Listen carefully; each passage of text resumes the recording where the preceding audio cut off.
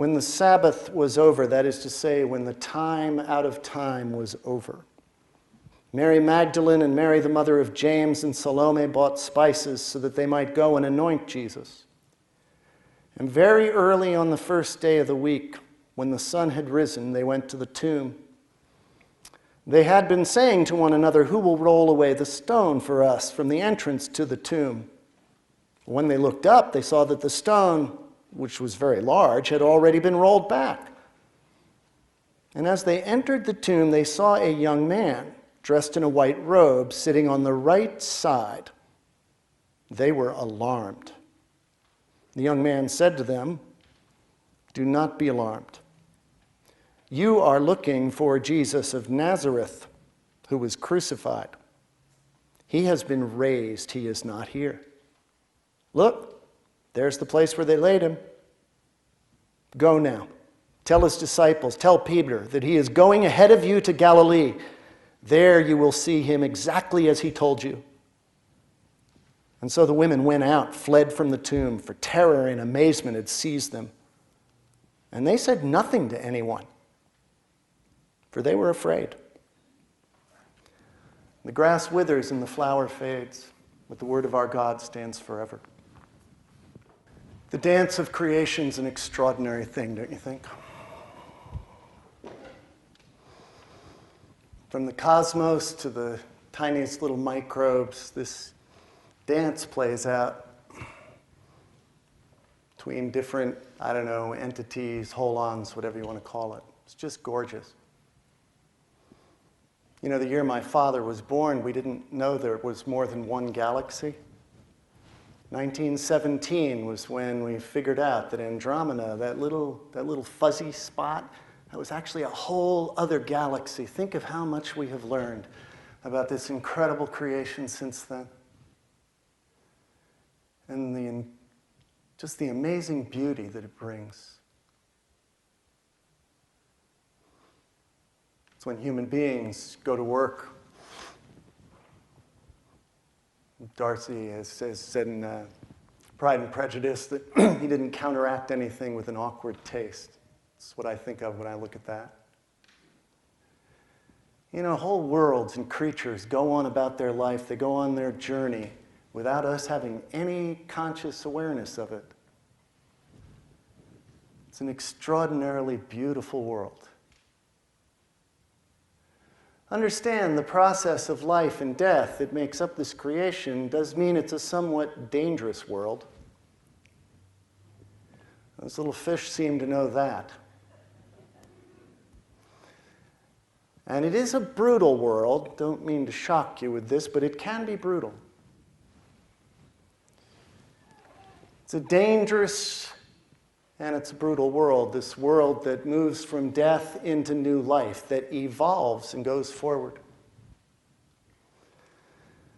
And consider the length and breadth of human travail, of the sorrow that we feel.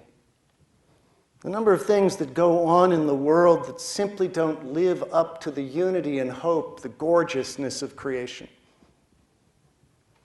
Millions of people do not have enough food to eat, and it's not because there isn't enough food in the world either. It's because human society has failed at finding a way to distribute that food. Human society has failed at finding a way for every human being to work productively in such a way that they can earn what it is that they eat. And consider the clash of worldviews on this earth. The clash of worldviews, the world's just become so small. And so you have radical Islam or even radical fundamentalist Christianity fighting against a modernist point of view. And the anger and the violence that erupts because of it. And there's not much we can do about it. The internet's made it all so small. Everybody hears what everybody says. Somebody wrote a comment on my blog about a month ago. They were pretty angry at what I'd said, something about my being a heretic and I ought to not call myself a Christian and on and on. And okay, that's the way that is, but all I could think to myself is I wish they hadn't read it. I didn't write it to tick them off, you know? And I even wrote that in the next couple of posts. If you don't like what I'm saying, then stop reading. I'm not writing this to make you angry. You know, but that's what it's like in the world. And think of Pope Francis. First of all, what a great name, okay? But think of Pope Francis. What an incredible job he has. He's supposed to be leading a church where some people believe in magic and some people simply don't believe there's any God but go through the motions. An enormously difficult task, this clash of worldviews. In our modern society, we have this, I don't know, starvation of the human spirit. Looking for emotional stability and spiritual stability when the spirit's choked off, because the spirit, in order to flourish, requires silence. The kind of silence that allows you to live into that emptiness that we read in the beginning of the service. That emptiness, where just above the emptiness is this presence, this power of the creative God that works within us and among us and unfolds creation, making it more beautiful each day as it goes through its many travails. It's the nature of things. We also have redemption, though, right? There are those moments when you can come back from horrible injury, from experience the violence of guns, and find the embrace of colleagues, the joy that people feel when you get well again. But you wonder what's next in that redemption. This is what it's like for us in the world. Right at the edge, always at the edge in the universe, is where evolution happens, carrying us on at the edge of life and death, at the edge of our emotions, at the edge of the oceans is where evolution takes place. We've been talking about evolution the last 6 weeks or so, talking about the way it operates, how it responds to stress and chaos as it unfolds, each moment transcending and including the moment that went before, more complex, more unified, moving in a direction towards shalom, towards wholeness, towards peace, if you will, where each part plays a significant and vital role.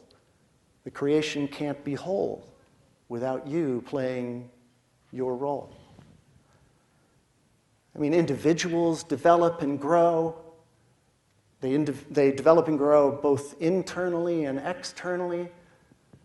And we find that our economies, our external structures as a society evolve and grow, and our internal cultural values evolve and grow, and all of them affect one another.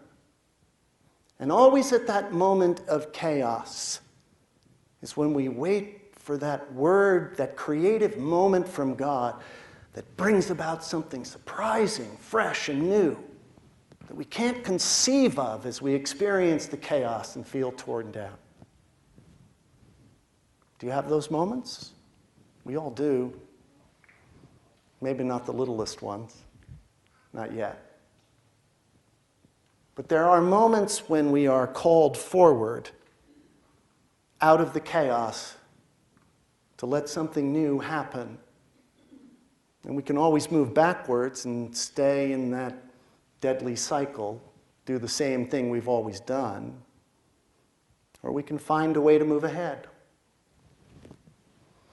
My son Matthew was home from college this week. We're very proud of him. One of the things we're proud of is he's a black belt. And each time he went through a belt test, and believe me, I don't have it memorized, it was white to yellow to orange to green to maybe purple with green stripe, I'm not 100% sure. But he moved through one step another, and each step of the way, there'd be a ceremony, a time to celebrate what had happened, and he'd be kneeling with his eyes closed, and he would be asked to remember or reflect upon everything that had gone on since the last belt test. All the things he'd learned, all the disappointments he'd felt, all that sense of accomplishment as he learned some new form, new move. right? Each time, and so what he would do is he would sit and contemplate that as the new belt was placed before him. And at the right moment, when he was ready, he was asked to take off his old belt and put on the new one. A new step of evolution needed to take place. That's the way it is. Evolution steps forward. Human beings step forward. And that is exactly what the story of the cross and the resurrection is about. Not only are evolution and faith not at odds, they are two sides of the same coin. When Christ died, the old passed. When Christ was raised, something fresh and new emerged. Emerged out of the chaos of the death. That's the good news, you know. The good news of the gospel. That no matter how low you feel you've gone, no matter what problem feels that has overwhelmed you, no matter what the burden, no matter what the dream left unfulfilled, as we say, there is a next, because the Spirit of God that hovers right above that silence drives creation forward. The women came to the tomb that day, and they had to be wondering what was next. How were they going to emerge past this crisis, this horror that they had experienced? That their dear friend and teacher, the one who had given them solidity in life, had been crucified, was dead and buried. They didn't know how to move forward. They were asking how to move forward. It's almost like, I feel like they went to that tomb, mourning, seeking, looking. The interesting thing is that the Gospel of Mark, the whole thing, was written for the purpose of telling you and telling me how we go about growing into that next step, evolving into that new resurrection moment. It's what the whole book is about. We're going to go through it in some detail coming this fall. But it begins, with Jesus being baptized. The Spirit of God fills Jesus the Christ, and he's driven into the wilderness to be spiritually formed. Spiritually formed, and it continued throughout his life. There was kind of a cadence in the Gospel of Mark between Jesus moving out into the world and moving back into the silence where his spirit could be renewed. Spiritual formation is key to growing up and growing through the chaos into new hope. There are any number of ways to do it. Some people meditate every day. My spiritual director has recently challenged me 20 minutes a day for 100 straight days. And if you think that isn't hard. But there are other ways. I have a pastor friend who carries 7 smooth stones in her left pocket. Whenever she feels one, she stops and thinks to say a quick prayer and transfers it into the right pocket. It's her goal to make sure all 7 stones make it into the right pocket by the end of the day. There are many things that you can do to stop, remove that fake pleasure that we have in this world, and instead get to that place where the spirit can be nourished. I know there are a lot of people in the room who love to study and read about science. And a study is one of those spiritual traditions that's been a part of our faith for centuries, for millennia. Study. But at the end of learning, a moment's reflection about the power of a God that makes creation unfold, nourishes the spirit, and allows us to sit in that place. Allows us to know the drive of creation that carries us forward. Jesus also wrestled with a living tradition. He wrestled with the Jewish traditions, the Jewish God, and he was trying to describe them to an entirely different society than they'd been formed in. He'd met the Greco-Roman world, as did the disciples following him. And he needed to find a way to talk about the same God, but using different words that would communicate to somebody who thinks differently. Isn't that what we need today? To talk about the same God, but to find ways to talk about that God that makes sense to the world around us. I'm convinced that the reason the church is faltering is because we have not found those words. It's like we're looking for something as different from Christianity as Christianity was from Judaism. We're looking for something that is every bit the same as Christianity was from Judaism. One God, gracious, unfolding, loving. Jesus also served the people on the edge of society, and he sought to change the systems so that there would be justice in the world. That is what got him in trouble. He went in and cleared out the money changers in the temple because he was interested in changing the structures of that society so that both the poor and the rich could be met by the strength and the power of God. And Jesus formed a group of people, recognizing that each of us alone cannot possibly evolve or move into the next. It is only when we are woven together in unity that the reign of God can work within our lives. Jesus formed a community and sought the reign of God to be whole in the world around him. The whole Gospel of Mark is there to say how Jesus moved from Nazareth, from the Galilee, all the way to Jerusalem, through the cross to that moment when he was risen. And what did he have to say to the women? What message did he leave at this moment when they longed to find a way through? Meet me in Galilee when you're ready. When you're ready, meet me in Galilee, and the Spirit of God will drive you into the wilderness, and your spiritual formation can begin.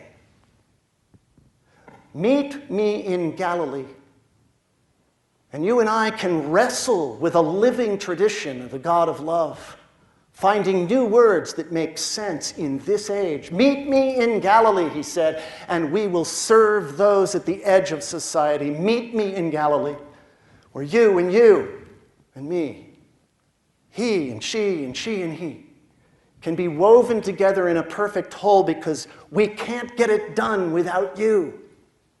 Meet me in Galilee. But be prepared, because it is in Galilee, on the edge of chaos, that I will ask you to take up your cross and follow me.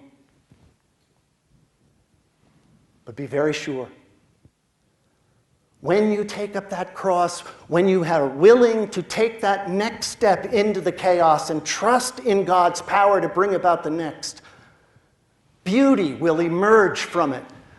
New life will surprise you. And Easter morning will make sense. Meet me in Galilee